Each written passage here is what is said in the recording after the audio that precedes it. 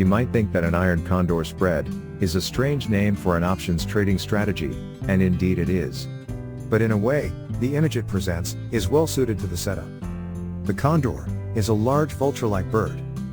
Like any bird, it has a body and wings. The iron condor option strategy is no different. It is a combination of 4 bought and sold options positions, or putting it another way, 2 vertical credit spreads, separated by a price range. The lower credit spread is comprised of put options. The upper credit spread is created with call options. The separating range between the spreads is the body of the iron condor, while the credit spreads form the wings. The 4 positions work together to form a formidable vehicle for profiting in the markets. Why? Because they are adjustable. The 2 credit spreads that make up the iron condor face in opposite directions. You create a bear call spread and a bull put spread.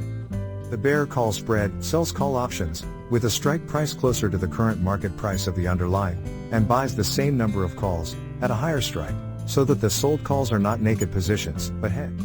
The bull put spread sells put options closer to the market price of the underlying, and buys them at a lower strike price to hedge the position. Since both the sold positions will be closer to the money, they are more valuable. The end result is a double net credit to your account from both sides of the trade. This double premium helps to minimize the overall risk.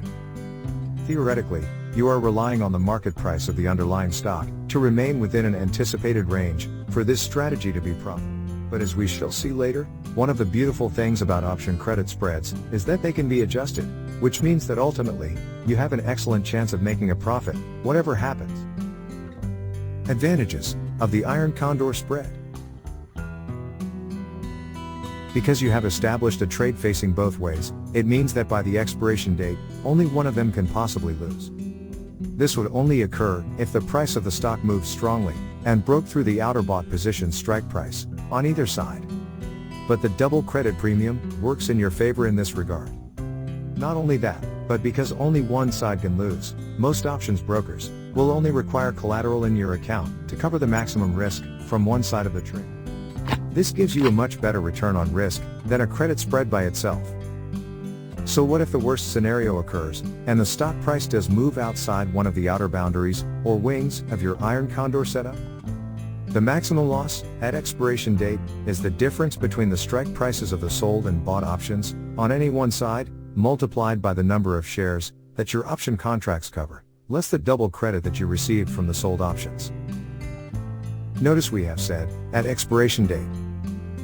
There is no requirement to hold the position until the option's expiration date, but since any credit spread, and therefore especially an iron condor, takes advantage of option time decay, you should take this into consideration when deciding whether to take profit, or let it run further.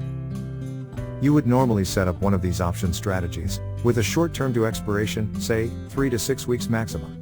About 30 to 40 days to expiration is best. If the outer boundary has been breached, you can then assess the situation, and adjust the position, using one of the following alternatives.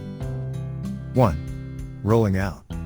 You close your original losing position, and open a new one, with the same strike prices, but with the next month expiration date. Since both positions will be in the money, you will receive a premium that is larger than what you're losing on the closed trade.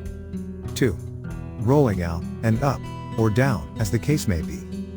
You close your losing position, and open a new one with strike prices that are further away from the original, thus expanding the wings, and with the next month option's expiration date. Your credit, in this case, will not be as large as in the first example, but you have now received 3 premiums from this strategy, and done so after the strong move, so you should still make an overall profit. The other side, or win, of the iron condor spread, which hasn't been breached, will simply expire, and you keep the premium. The best chart patterns for an iron condor spread. The best chart patterns are stocks that are basically moving in an identifiable channel pattern, that is, a trading range. The channel could be sideways, or trending, but you can draw a trend line over the tops of the peaks, and under the troughs, on the chart, and see points of support and resistance. This gives you some idea of the potential range that the underlying is expected to remain within, over the next 30 to 40 days. The chart pattern doesn't have to be a channel. It could be an expanding wedge pattern, or a head and shoulder pattern, forming at a long-term resistance or support level. Chart patterns to avoid would be triangles or contracting wedges, because these can often precede strong moves, and are therefore more suitable to straddle trades, not iron condors. Another good idea is to view the underlying using a monthly price chart. This will give you an idea what the likely range will be for the upcoming month. Final points to consider. When you set up your iron condor spread, the distance between the strike prices of each credit spread from the current market price of the share will determine the amount of credit that you receive.